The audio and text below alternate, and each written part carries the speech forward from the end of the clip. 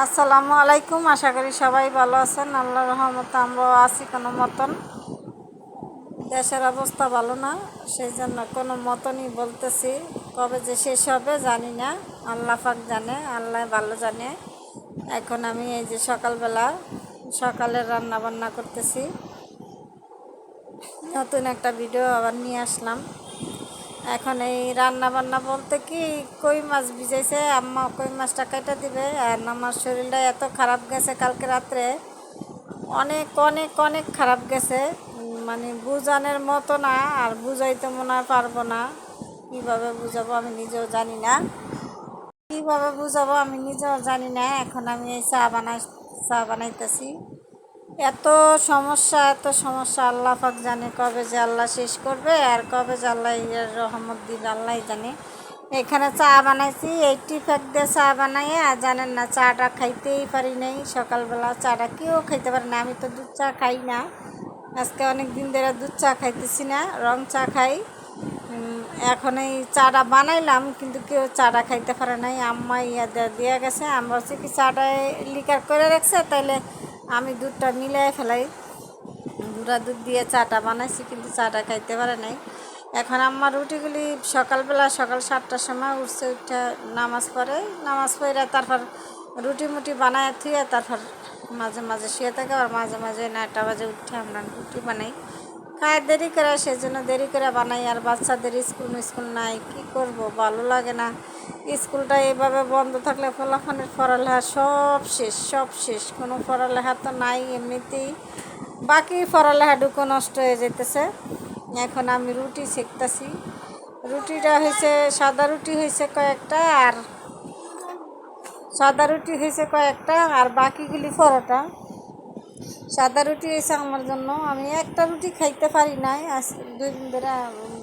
নাস্তা খাবার, কোনো খাবার টাবার খাইলে পেটের মধ্যে এমন কামড় মারে, মানে খাবার খাইতে ইচ্ছা করে, কিন্তু খাবার খাইতে গেলে খাইও, কিন্তু খাওয়ার পরে এমন পেট জ্বলে আর এমন পেট কামড়ায়, সেই জন্য কম খাইতেছি। অর্ধেক রুটিও খাইতে পারিনি। পরে আবার রং চা বানাই দিলাম, দ্বিতীয়বার আবার নতুন করে চা বানাই টানায় সবাই দিলাম, সবাই খাইলো। একজন করে মানুষ এসে মাত্র 6 জন ঘরের ভিতরে, একজন করে উঠে, আর একজন করে চা খায়, রুটি খায়। এখানে রুটিটা আমি বাইজা নিলাম, আরও 2টা পরোটা বাজার পরে আমি যাবো গা টেবিলে। এখন আম্মা উঠছে, আম্মা উজু করতে গেছে, এখন উজু করে আসলে খাওয়া দাওয়া করবো।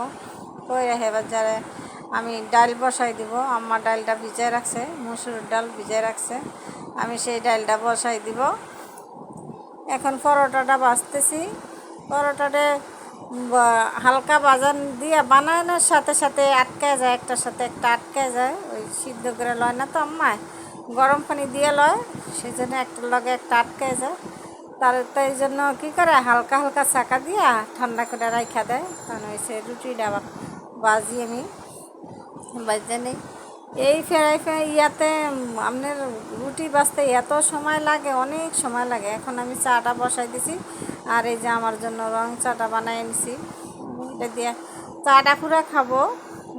1 কাপ চা প্রতিদিন সকালে 1 কাপ চা পুরা খাই, কিন্তু রুটিটা আমি খাইতে পারি নাই। অর্ধেক রুটি খাওয়ার পরে আর খাইতে ইচ্ছাই করে নাই, রুটি খাইতেই পারি নাই। এই যে চাটা আমার শাশুড়ি দিলাম, চাটা, তারপর ওনাদেরকে আবার নতুন করে চা বানাই দিলাম। এই চাটা এখানে আম্মা মাছগুলি কাটতেছে, মাছগুলি কেটে দিছে, আমি মাছগুলি সব পরিষ্কার করবো। আবার একটা একটা করে মাছের তারপর ছুরি দিয়া, তারপর মাছের আঁশটাগুলি যে কানের ভিতরে থাকে, ওগুলি আস্তে আস্তে ফালাবো। এখন ভাত চুলাই দিয়ে দিছি, আর ডালটা বাগার দিয়ে দিছি। ডালটা বাগারের পরে এখন আমি এই যে মাছের ভুনাটা করতেছি। এখানে সব মশলা দিয়ে দিছি, জিরার গুঁড়া দিছি, ধনিয়া গুঁড়া, আর দিছি আর রসুন বাটা, আর পেঁয়াজ দিয়া মশলাটা হলুদ মরিচ দিয়ে কষাই নিলাম। কষায় এখন এই যে মাছটা দিয়ে দিলাম। সবগুলি গুঁড়া মাছ তো, মাছটা বাজার দেখাই নেই, ধুইতে গিয়ে আমার এত মাথা ঘুরাইছে। এবার 2বার যাইয়া শুয়েছিলাম, দেখি তারপরও ভালো লাগে না। আম্মা বলতেছে যা যায় তুই শুয়ে থাক, আমি রান্না করি। মানে আমার ওই টাইমে একটু শুইতে ভালো লাগে না, বিকালে দেন আমি শুয়ে থাকতে ভালো লাগে, কিন্তু ওই রান্না বান্নার টাইমে আমার একটা সেকেন্ডের জন্য আমি শুয়ে থাকতে পারি না। আর আমার একটা সেকেন্ডের জন্য ভালো লাগে না, কেমন মনের ভিতরে অস্থির অস্থির ভাব, কী অবস্থা আল্লাহ রে। আল্লাহ কীভাবে যে মানুষে যারা বিপদে আছে তাদেরকে যে কীভাবে আল্লাহ রাখছে আল্লাহ পাক জানে। হ্যাঁ আল্লাহ, তুমি সকল মানুষকে রহমত করো, তুমি সকল মানুষকে যারা অসুস্থ আছে তাদেরকে তুমি সুস্থ করো।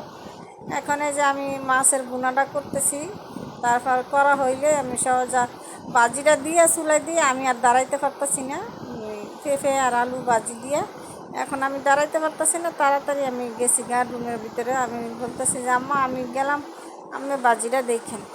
পরে বাজিটা হয়েছে, হওয়ার পরে কিছুক্ষণ পরে দেখি ভালো লাগতেছে, আবার কেমন জানি লাগতেছে, পরে ওষুধ খামু।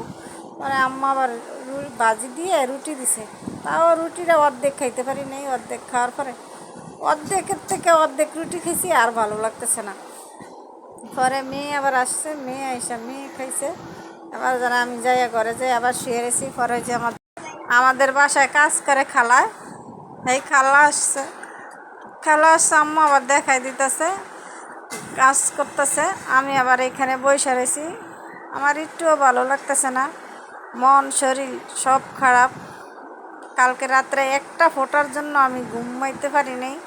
ঘুমাইছি কোন সময়, যেমন ভোরের দিকে আমি ঘুমাইছি, তখন ফজরের নামাজও আমি পড়তে পারি নাই, আর ফজরের সময় উঠতে পারি না, আবার পড়তেও পারি নাই আজকে ফজরের নামাজটা। ওই টাইমটাই আমার এত ঘুম থাকে চোখে জানি না, ওই টাইমেই আমি অনেক ঘুমাই।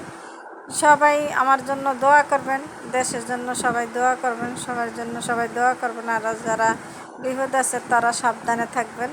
আর আমার ভিডিওটি আজকের মতন এই পর্যন্ত। সবাই ভালো থাকবেন, সুস্থ থাকবেন, আর আমাদের জন্য দোয়া করবেন, আর দেশের জন্য সবাই দোয়া করবেন। আমাদের দেশটা আগের মতো যে শান্তি হয়ে যায়, আগের মতো যে ইয়ে হয়। আমার একটু ভালো লাগে না এইসব, আমি খবরও দেখি না, আমার এত ভয় লাগে। আমি খবর দেখতে গেলে কলজার মধ্যে পানি মারে যে আমি খবর দেখতে পারি না। কী অবস্থা আল্লাহ রে, খবর দেখতে গেলেই ভয় লাগে, সেই জন্য আমি দেখি না। সবাই ভালো থাকবেন, সুস্থ থাকবেন, আমাদের জন্য দোয়া করবেন। আর আবার দেখা হবে নতুন একটা ভিডিওর সাথে। আসসালামু আলাইকুম।